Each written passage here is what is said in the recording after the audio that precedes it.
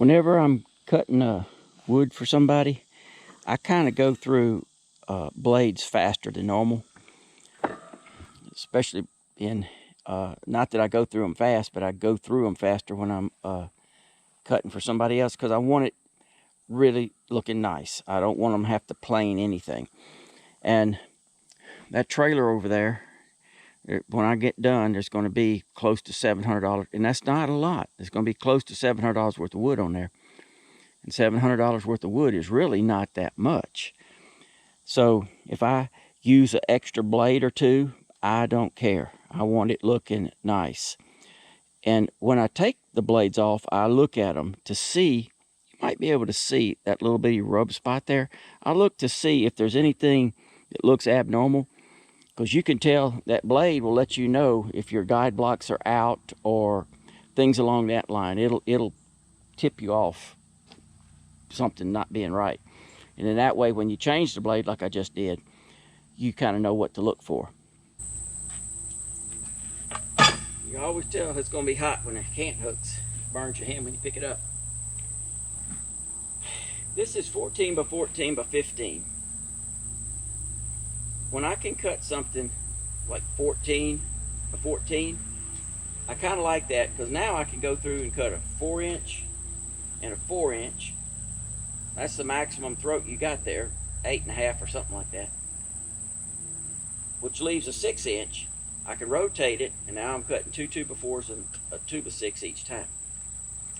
The other day when I was, I think it was when I was rolling that real big log, I think it was, I remember I walked around the edge and looked at that, and it was low, and I knew it was low. It has to be high, and it gave me grief, and you could see it in that video. And I'm almost certain it was on that big one, which is, darn, you sure don't want grief when you turn something big. But if you scoot this thing back, just like I have it here, and it's a foot back, by the time I get over there, gravity will do the rest.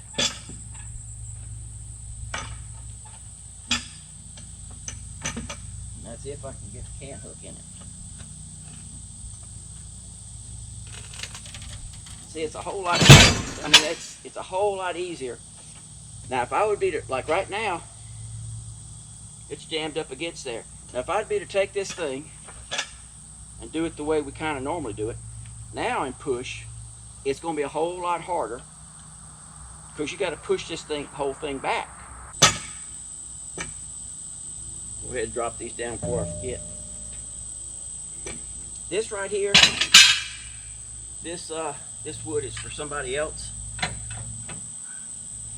and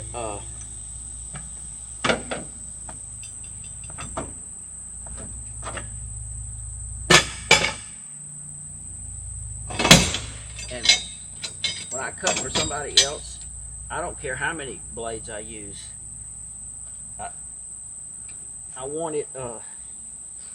it looking good, so I'll go through more blades than normal on this. And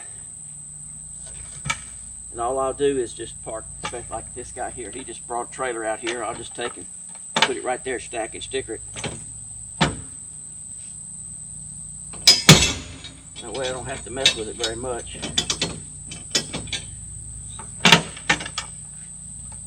Before you release that ratchet strap the other day, that's another thing. I knew better than to do it. I made that mistake about 50 times. Always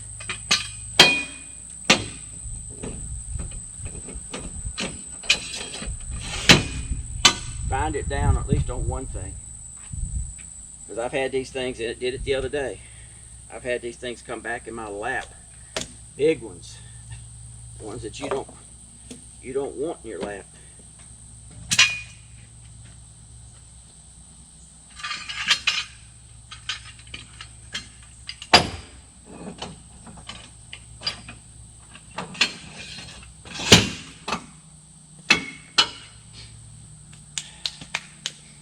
But on this so far, that's the 4 slabs I got, so that's all my waste. I will lose one here. I don't care about that. I'll just, these here, like when something like that, I'll just take it and make pallets. So when I'll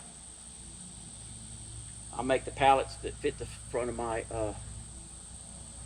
those pallet forks, and I can just sit out there with that pallet fork. And, well, actually, most of the time I do it over here, and stack and sticker them as I go.